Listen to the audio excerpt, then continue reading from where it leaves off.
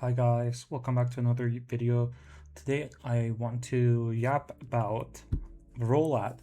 I want to make a series where I talk about each different deck's matchup with Fairy Tale in the meta.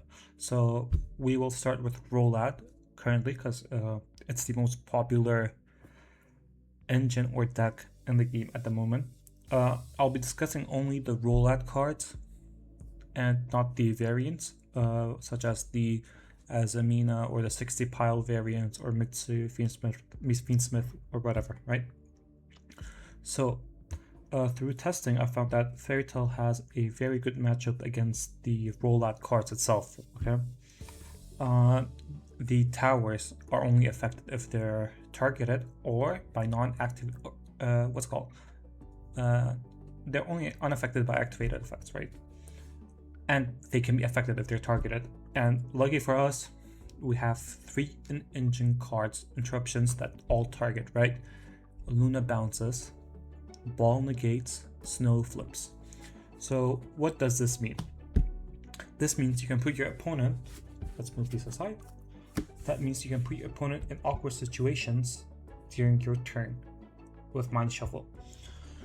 Let's say they've set up their board, it's with 1 Demog and they have Black Hole Luster in hand, right? They usually try to bounce this to summon Black Luster. If you have Ball on the field and a Fairy Tale, which you will typically in a game state like this, you can. So they have to go. You're the turn player, right? You have priority, so you'll go chain 1 ball, target the Luster. They'll go. So here they either have to chain 2 bounce or chain 2 banish. So you put them in a very awkward situation, right? Which, if they bounce, sure, you play hand traps to stop it. You play stuff like ogres, and post side you play some other cards that punish them for doing this, right? Or if they bounce and they go demog, right? It gives you more time to establish your board, to establish a board that stops the upcoming banish, right? So the idea is, in your own turn, you have amazing ways to navigate through both rituals, right? So that's dealing with the rituals. You have in-engine ways to deal with it. What about the other cards, such as Skull, Archfiend, Griefo, and Black Chaos? For these two, there's not much you can do about it unless you open call by for it, right? As for Skull Archfiend, I usually like to Ash Skull Archfiend and not the Mind Shuffle ad, because usually most players are on 1, and if they have this stuck in the graveyard, then they can't get their resources, right? So I usually like to Ash the Skull Archfiend effect rather than the Mind Shuffle itself. And so these two aside, there's not much you can do about it, right? It's just how the game plays on and how strong your opponent has opened, right? You have to have a read on that. But Black Chaos, on the other hand, this card is unaffected by activated effects. That's it. It can be affected by delayed effects or effects that are not activated, for example.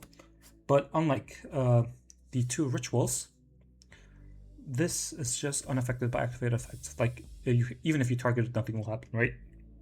So your Luna and Ball and Snows are dead against Black Chaos. So what I like to do against Black Chaos, or the board state I like to be in against ROLAD if I'm going first, right, is something like this. Is having Teller on the field for their power spells, because they play a lot of them, depending on the variant. I like to have the Endymion Crescent of Majestus Link 2 attached with a Crowley. And it depends on what variant you're against. You can develop your board further, whether with Zoroark Fusion or with Weaver, right? Depending on the variant you're on. So what does this achieve? What does this board state achieve? First, it stops. They have an Omni Negate for their spells and traps, or anything that is threatening your board, right? That you can interact with. You usually will have ball on the field as well. That's another interruption. But most importantly, you have Endymion, the Link 2, which can bounce Crowley. Crowley can summon itself and then fuse. You go into where is he?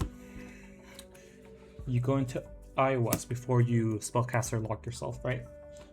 So what does this card achieve? This card says you can target one card in the field, equip this to it, and then steal it, right? So what does that mean? That means you can target the Black Chaos that your opponent has summoned, right? Chaining one iOS, target it before they activate its full effect to banish 2 cards on the field, because it's a crazy card. And then you steal it because it's not an activated effect. The steal is not an activated effect. So you just have a 4K tower on your field, right? Let me see how it's worded actually. Oh, it says, well, you have a ritual spell. Sorry. So you have a 4K body on the field, basically, okay? Now they can out this to change control again, but usually when they summon Black Chaos, it's their last push, right? To try to break your board. So iOS is very, very good with dealing with Black Chaos from what I've experienced. Unless they have a crack hand, then there's not much you can do about it, right? So this is how I deal with Black Chaos.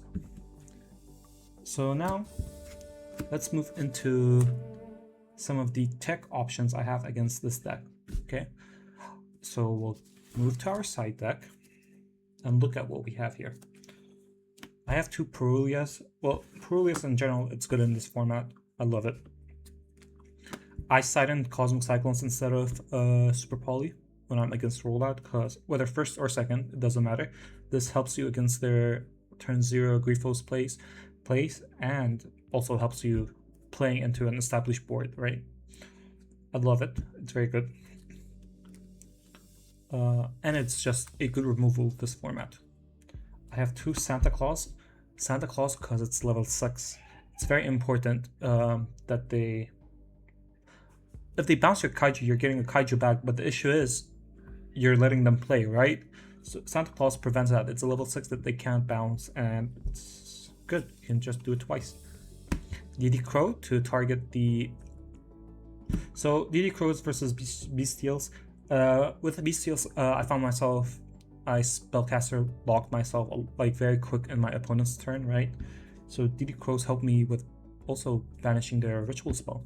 It's a very good versatile card, especially with our locals where it has Sky Striker players, Doom Z players, all of these cards which are spells that have effects on the graveyard, right? It's very good. 2 Ghost Spell. So against the Azamina variant or the FTKs, I usually side out all of my board breakers. I keep droplets in, and side in mostly hand traps and the double thrust. So if we're going first, I have DDG, which is just a good card in this format, and the final card, Super Duper Polymerization. So Super Duper Polymerization, why is it so good in this deck? I'll tell you. So that's the main reason why I'm playing Thrust, because I want to have access to Super Duper Polymerization and Instant Fusion when I'm going second to help me with more pushes, right? It depends on my hand. So what does Super Duper Polymerization do? Let's say your opponent passes. Oops, not that one. The other, where is he? Yeah, there we go. Your opponent passes with this board state, right? Of course, they'll have another bunch of other cards. You dealt with them, let's say. Your opponent passes with this board state.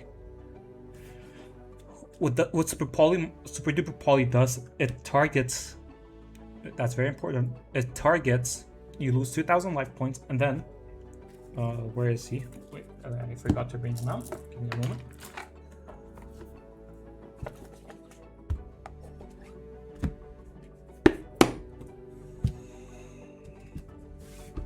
So you target it, you have to summon a similar attribute and type but different level. And lucky for us, we have a very specific card that allows us to play this, right? We're not sacrificing any extra deck slots for it. We have the GOAT. Chorozo. So you summon Chorozo, right? And now you can fuse with both of them because this targets, so it's affecting it. You fuse into both of them. You go into, as we discussed, iOS, because what does iOS say? It says one Magistus monster plus one spellcaster monster. So there we go. You just broke their, like you rendered all of their ROLAD engine as useless, so that they've lost their ritual. You have an interruption to steal, right? And you can play. So that's why I'm on Thrust. As I mentioned, it's for the instant fusions, and it helps me with Super Duper. Also, DDG is just a good card this format, in my opinion. It's good against KT, it's good against ROLAD. What else is it good against? The Azamina variants. It's bad against Mitsu and Sky and other decks that can play through Shifter or like Macrocosmos effects. So yeah, this is my little yap session about ROLAD. As I said, Fairy Tail trades very well with it, in my opinion. As engine versus engine, Fairy Tail trades very, very well because we have built-in target interruptions, right? And you play a good amount of non-engine to stop them, which post-side or even pre-side, right? You have all of this to interrupt them, to forces them into awkward situations, to force them into mistakes with their mind shuffles, so you could punish it and utilize it. And then as we talked about how to utilize Rust in this deck with Super Duper Polymerization, very underrated card. I think once Super Poly gets limited, which it will, that will push people to test with this card more. It's very unique, it's very nice, I like it. Especially in this deck because you're not sacrificing anything to play it. It's just good, it's a good board breaker in this deck. And yeah, that's my little yap about ROLAD and Fairy Tail. Thank you guys very much, and let me know what other matchups you guys want to see in the near future. And let me know if this series should continue, where I talk about Fairy Tail, whether it's Magistas, Witchcrafters, depends on what's the most competitive version of the deck. Of course, we'll play that, and we'll discuss how it does against certain meta decks. Let me know if this video was good. Let me know what you guys would change about it. Thank you guys very much. Peace.